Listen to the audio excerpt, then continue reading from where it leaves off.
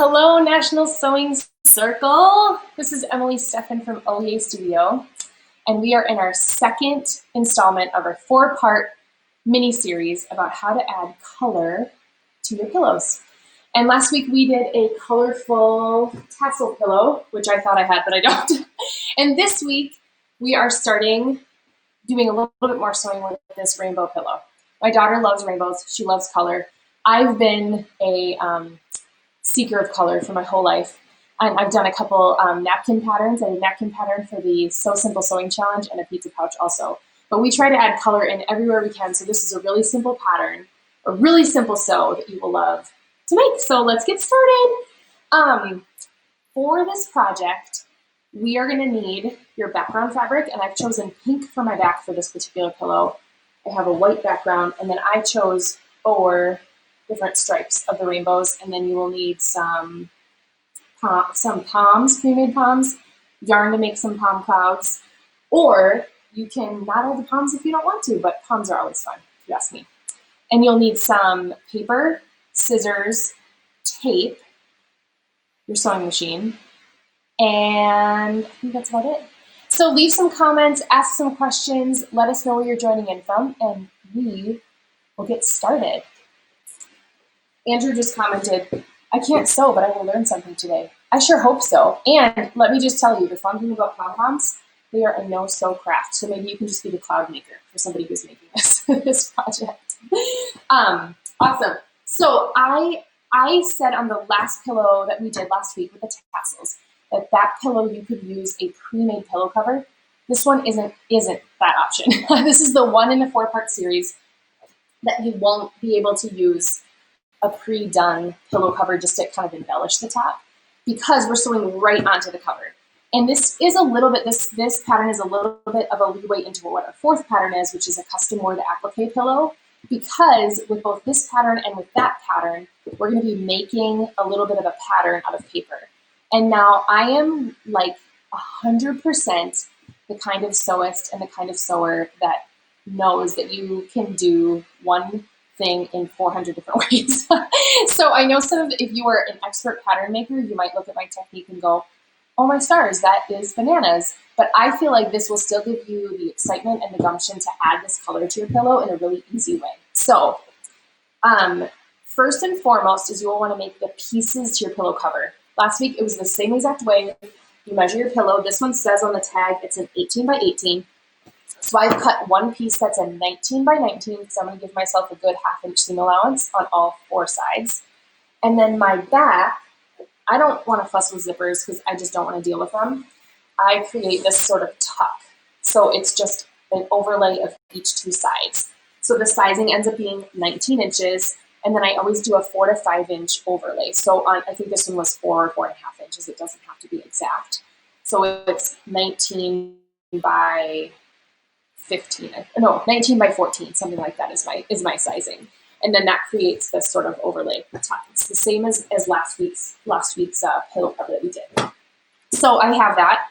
This is my cover, the 19 by 19. And then I have pre-cut my backs, if you can see. And then all I've done is to hem the backs to make them so that they have a nice, easy, finished edge, is I just iron a little hem piece right here. Iron this, and then we're going to straight stitch it really quick before we get started on the actual pattern of the front. So, let's see, I'm going to turn this camera down just a little bit so you can see. I'm using my Janome 9450 today because it is a powerhouse of a machine. I love it. I love it. And all I'm doing is just with a straight foot, just doing a straight stitch to hem these so that it's an easy back. And you can, if you really want to add a zipper, the more power to you. I love it. Add a zipper away. But I try to make things simple and straightforward, and I'm almost out of bobbin thread because that's part of the course of when I'm sewing. Let us know where you're tuning in from today. I am in Wisconsin, in the rolling hills, and it is sunny and gorgeous outside, and I'm so thankful for that weather. Just a top stitch on both of these back pieces, back panels, maybe I should say.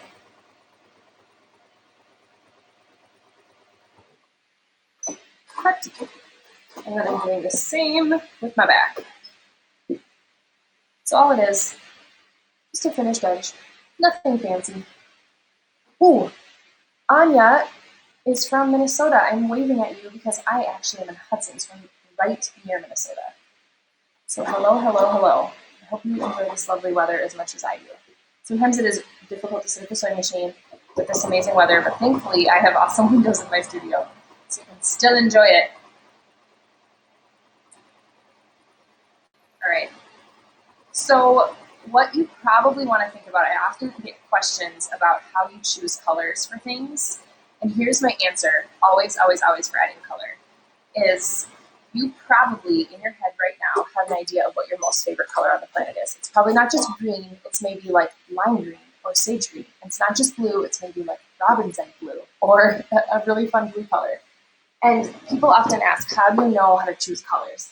And I have these colors for the rainbow. And obviously we could have done red, orange, yellow, green. You can do more stripes, you can do more chunkier stripes if you have a bigger pillow. But I always start with colors that I love.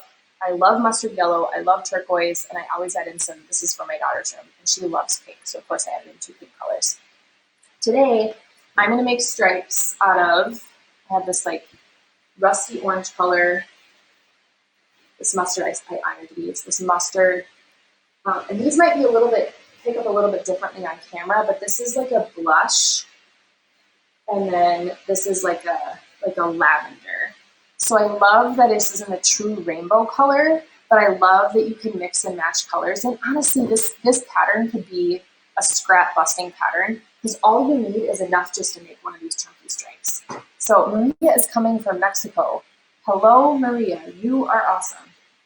So the first thing, like I said, this is gonna be maybe a little bit interesting for those who typically make patterns or do maybe more precise quilting. But this just gives you an insight into kind of what we're making today. So when I make a pattern or try and make a design for a pillow or for a project or something, I always use computer paper to start off with. You can use newspaper, you can use newsprint, you can use anything. Honestly, you can use random things that your kid has taken home from school and you can recycle because honestly, it's just gonna be something that you use to cut. So obviously this is our pillow. I will lay this on here, and this is not a precise project. It is not precise at all, and this is what I want to give you the freedom to make this not a precise project. It doesn't have to be perfect because it's going to be amazing. It's going to be a little bit size. So I will mark off, so general, right? I want my rainbow to be coming this direction. So I'm going to mark off on my pattern just kind of the general area of where I want it to land. So about here, about here, about here. And then I want to make, so this will go maybe like that, maybe like about this.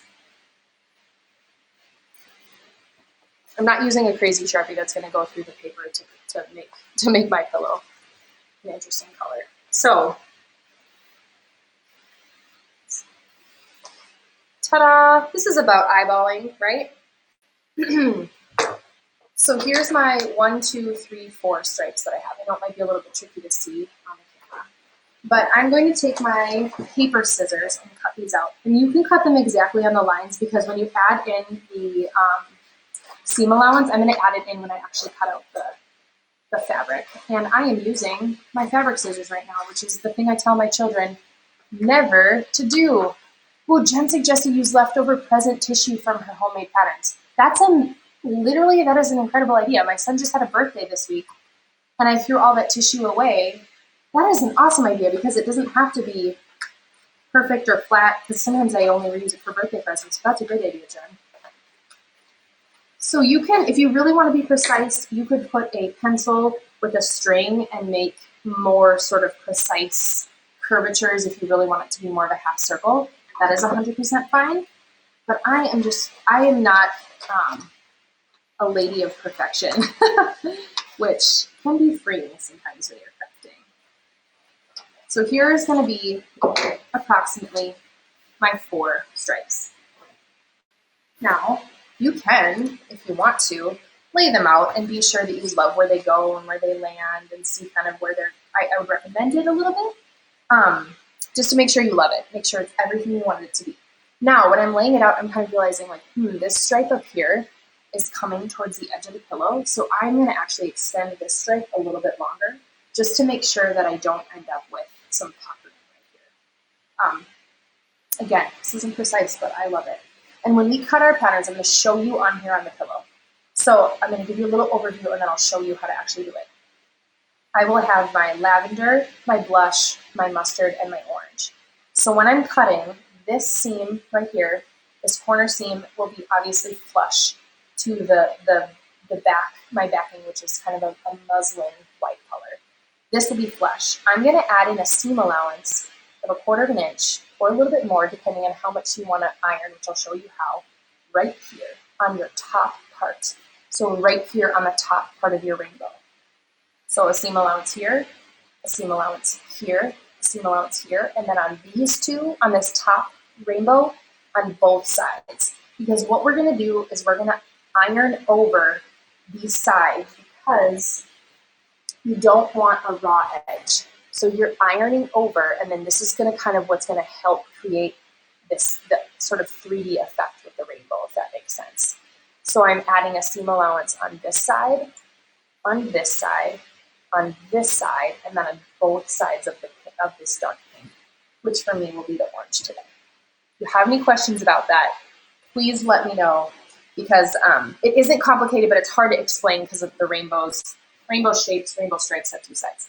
So my first color is going to be this lavender.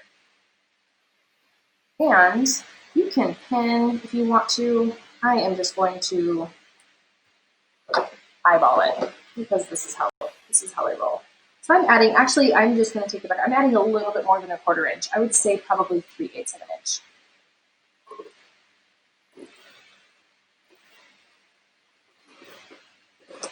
So then here, right here, this is what I'm going to iron over. Right there. Do you see that? So this is what I will iron over to make it finished on the side. I'm going to set that aside on my ironing board. Lavender is done. Now onto blush. If you're making along, I want to hear the colors that you're going to use or that you plan to use, or where you want this pillow to be. This would be a really fun pillow for a deck or a project like that, out on your patio or your veranda. So this side I will keep flush. This side I'm going to add the. I think I said it wrong. No, that's right. Oh my stars! I'm second guessing myself. No, that's right. Whew. I second guessed myself. This side, I'm going to add the extra of the semi-liquid blush, which was right. I said it right on the other one.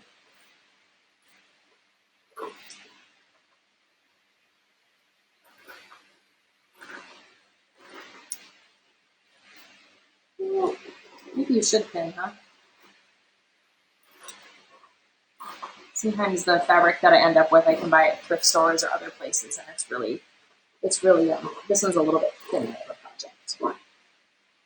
I'm not even hello on that second. What?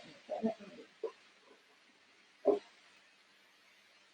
want to make sure that this is about the same distance or same width.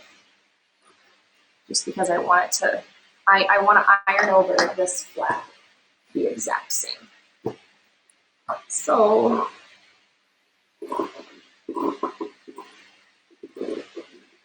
I'm cutting a little bit on this side over here just because I want it to be precise. Normally, I would cut this with a rotary tool and make it a little bit easier, but I know this looks really sloppy, you guys, and this is actually, but it will not be when you sew it on. This will actually be something that will be fun for kids, even if you have a kiddo that can do scissors. They could even cut this out because it doesn't have to be perfect because of the way that we're going to sew it on. Kelly just says ironing pieces is always a hassle, but much needed. Oh my stars, I would 100% agree with that. 100% agree with that. Okay, I ironed these ahead of time. These pieces. So I'm going to cut these out. Actually, I'm not going to show you how to do every single piece of this. I'm going to show you how to do these two first so you get the idea of what I'm trying to explain. So I'm going to bring my ironing board over so you can see a little bit here. And the idea is, like I said, you're going to tuck this piece like this, right? So you're going to give yourself a finished edge by ironing just a lip. It's going to be a little tricky to see what I will show you. It's like you're, I don't know, ironing the edge of a shirt or something, if you were to be precise. So iron it over just like that. So I don't have my raw edge showing anymore, right? Where do you find your cheap? Jen asked, where do you find your cheaper fabric pieces? Okay, so I am a huge fan of going into like thrift stores. This fabric right here is from a thrift store, and it is a little bit thinner. I don't even know what it is. It's not 100% cotton. It has a little bit of a probably poly to it, I would say, because it's kind of stretchy. I look for colors. I 100% don't look for the fabric choice, which I know maybe is not a typical thing that a quilter would do, but I love, excuse me, I love looking for colors. And when I'm in an aisle at a Goodwill or a thrift store, there's always curtains. There's maybe napkins. I found really cool, like old vintage flower napkin colors. And I feel like you can kind of see the trends of the ages or the eras, and you can grab like this 70s yellow right now is everywhere, and I absolutely love it. So I'll totally use random other things and cut them up. Wash them, of course, soak them. You can soak them in vinegar and things to get all the icky out of it from sitting maybe in a basement or a closet for a long time. But I always use repurposed fabric like that. Joy just asked, do you have recommendations for what fabric to use if you want to make them outdoor pillows? That's a super good question. I have made some outdoor pillows before, and I've used what is called duck cloth. I don't know if that is the actual name of it. I don't know. You can find it at Joann's. You can find it in a lot of places. It's a thicker, heavier canvas. And then what I've done is Scotch Guard has this outdoor spray. And it's like a water repellent spray sort of. It looks like spray paint, but it's like a water repellent. And when I redid our outdoor couch cushions and then the pillows out there, that's what I used. And the reason I use duck cloth is because it's thicker, and I want it to be thicker to hold up to throwing around or bringing inside or outside if it's raining. And I know you probably could get treated material, but I just chose to treat the material with that Scotch Guard spray after the fact. There is material out there that is like sun protectant and weather protectant for colors, which is something I would have loved to get. It's quite expensive. I think you could probably find it at some warehouse discount places, but I chose just to go with a thicker fabric and then spray some over top of it. Now, the one thing to maybe consider if you're wanting to do that for pillows is pillows are an easy thing you can just bring inside and bring outside if it is going to be weird weather or something. But even with the dew, it's worth it to spray that stuff on it. And you can always either do a normal pillow form on the inside, or you could even get foam, like that really thick foam that could work for pillows to make it hold up a little bit better than just like a feather pillow or a poly-filled pillow. That might add some longevity to the actual pillow and the usage itself. But honestly, I would use what you love. And I know I keep preaching that all the time, but I don't think there's any right or wrong way to do a lot of things in life when it comes to creativity. And so if you make a pillow and it only lasts one season, then you can make another pillow, or you can exchange it for something more colorful or fun, or bring it inside and use it on your own couch. So I say just make it, experiment with it, have fun with it. And if it's not the most perfect materials, that's totally okay. So I hope that answers your question. Bonnie asked, can you paper piece this pillow? Oh my stars, yes you could, Bonnie. I have just recently got excited about paper piecing, and I'm not precise at all, but it is so fun and beautiful, and you can get really intricate designs. So Bonnie, 100%, if you make this pillow and paper piece it, I super duper want to see it, because I bet it would be really like the actual stripes. I bet your lines would be gorgeous and beautiful, and you probably could make it even thin. Like you could probably go like cool ombre from one side to the next and a ton of different thinner pieces. Bonnie, great idea. So, all right, I'm going to finish ironing this one piece right here. And here's my front. So I'm going to just show you really quickly how to lay this out and how you know what I just realized? This is the fun part about making. My pillow went this way. I think this is what was confusing me. My pillow stripes went this way. These pillow stripes are going this way. So it's just a funny way to do it. So as I lay this out, you can see kind of where it's going to go. And if you want to lay it out before you sew it, 100% fine. Basically, how we're going to sew it is you're going to put on your corner piece, right? My lavender piece or this piece. I'm going to sew this part, because remember, this outside part will be sewn at the very end. I'm going to sew on this part right here and then just stuff it with a little filling before I'm done, or before I close it all. Because if you can kind of see, the pillow is of course a pillow, but each one of these has a little bit of polyfill filling in it. So I'll show you what I mean by that so you get the idea of it, and then you can continue your 4 stripes. I'm gonna move mine. Now, Bonnie, I can't stop thinking about this paper piecing idea. That is really sounding like an incredible idea to do this, because you can make it way more intricate, which I love that idea. Anything to add color. So if you are a pinner, I know last segment I said I don't normally pin, but I do. For something like this, you know what, I'm gonna just press this one more time, because I think all my talking maybe was distracted by all my chatting.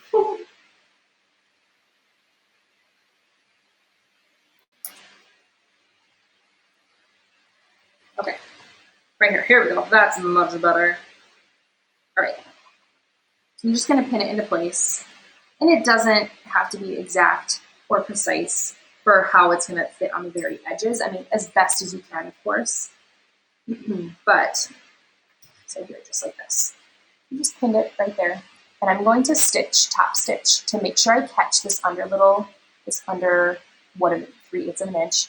Top stitch around here, top stitch here, top stitch here. And then before I finish, I'm going to put a little bit of polyfill in there, just to give it a little bit of 3D effect. That is 100% an optional step, but I think it adds a lot more fun. So I'm actually going to start this way. Because I like working with my fabric as I push it out of the sewing machine. Not sure if that's the right way, but that's how I like to do it. Make sure it's all fit.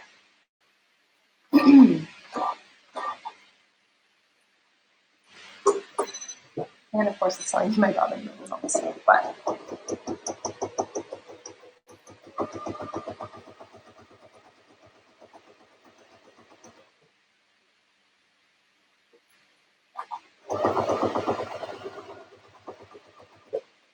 so I top stitch to catch that lip. And then of course, when I'm on the edge, I lift up my presser foot and then put it back down.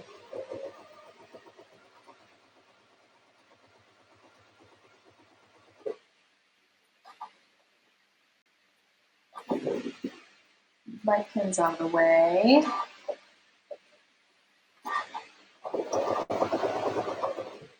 And then before we're done, I'm just going to lift this up. And then I'm going to have a little bit of, just a very little bit of polyfill. And I'm going to make it 3D. And now this is a tip. You could use batting. You could truthfully use cotton balls if you really, really, really want to. But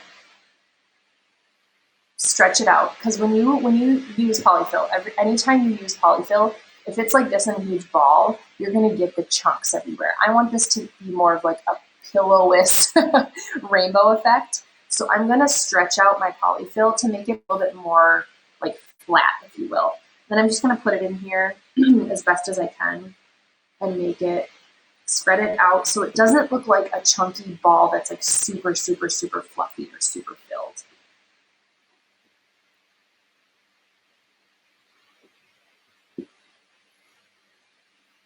See? So it just adds a little bit of dimension. It's nothing crazy. You can even work it with your hands a little bit. And then now I'm just going to stitch this closed because I left that open. So I'll just stitch it closed.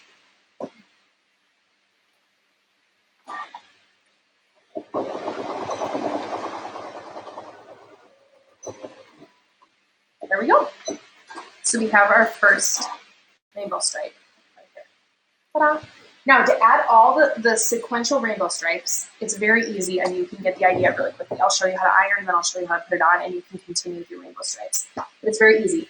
So in theory, right here, we are going to have this top part of the rainbow will always be tucked underneath this part, right? So let me just back up for a second. Again, there's 100 different ways to do something. If you really wanted to, you could do your big rainbow stripe, your next rainbow stripe, and work it this way. I chose not to do that with this pattern because it's easier to get your corners flush and work this way because I'm less concerned about making sure that the rainbow stripes are perfectly on the pillow, and I'm more concerned about making sure the rainbow stripes lay flat because I tried it this direction and I kept running into problems where my bigger stripe kept moving it down and I never had enough space for the stripe just because of the variance of how unprecise my pattern was and how the technique I was using. So if you want to do it that way, or if you're doing paper piecing like Bonnie is suggesting, that might be a little bit more precise way to do it, but this is just another way to get the same idea. So if you have another way and you have another suggestion, I love to hear suggestions because I totally think that's the power of a creative community. So I'm going to iron over this piece right here and tuck it under as I top stitch around it, right there. And then this part you can leave raw because let me back up. This part you can tuck under, this part this part you don't need to iron because you're tucking under. This part you need to iron because it's going to end up being a top stitch. Does that make sense? This part is the area on the pillow in the long run that you want just to make sure it's a little bit that it's finished so there's not a raw edge that's ready. This is confusing at all, and the way I'm explaining it is confusing. Just pop a question in the comments. I should back up and say all the patterns are listed and on the National Sewing Circle website. But if you're on YouTube, the link is in the video description. And if you're on Facebook, the video is in the chat box, in the banner. So be sure just to click on that if you want any of these 4 patterns are all together in that one document. So I'm going to iron this part and then tuck this part under. I'll show you how to do it. And then you can continue with all the other steps that you have to keep going with this, with the rainbow stripes. I'm always thinking as I'm sewing of a way that I can have my kids help me with something. And this one, my son wanted to make pom-poms, the pom-pom clouds, but it was his birthday this week, so he got distracted with a toy because he had new presents to play with. But next week, he is going to be full on board because next week we're making ice cream pillow with pom-pom scoops. So he will be here in full force to help me. So hopefully this gives you a better idea here of how this is being laid out. This will get tucked under and do the exact same thing that you were doing before. Top stitch right here around, and then you'll, top stitch right here, top stitch, leave a hole, fluff it, and fill it, if that makes sense. So basically what we're gonna do is keep going with as many stripes. You can fill the entire pillow with stripes if you really wanted to. I'm not gonna demo every single stripe that we have today because it's a pretty quick pillow, but I don't wanna take up all your time if anybody has any other questions. So bring your pillow, your stripes, 1, 2, 3, 4, 5, 6, 100 stripes if you want to. Honestly, this could be really cool if you start with like one color and ombre the colors. It could be less of a rainbow and more of an ombre pillow. And then just the same as last week when you are finishing your pillow, because again, I don't love to do zippers or anything. You are going to lay your front right sides together with your 2 back pieces and then stitch around the outside. And it's a super quick, you stuff your pillow in and you call it a day. And then you can add optional pom-poms if you want. If you are in the need to know how to make the perfect pom-pom, I did an awesome pom-pom tutorial live video on the Facebook page, on YouTube, and you can access that. It's very, very easy. Poms are like one of those things that just add extra excitement and flair. And next week, if you come back next week, I will show you how to make, I'll demo some of the pom-pom tips and tricks because my son wants to come along and help. But next week I'm making it's a skinnier little pillow, and it's a ice cream scoop with pom-pom ice cream scoops. So that'll be fun to play around with more color. So next week at 11 a.m., join us back here and I'll show you how to make that ice cream pillow. And let us know. I want to see these pictures if you make any of these pillows. And again, if you need the instructions, the PDF is in the banner below or in the description box, depending on where you're tuning in from. So thanks for tuning in. Again, I'm Emily from OEA Studio. We will see you next week.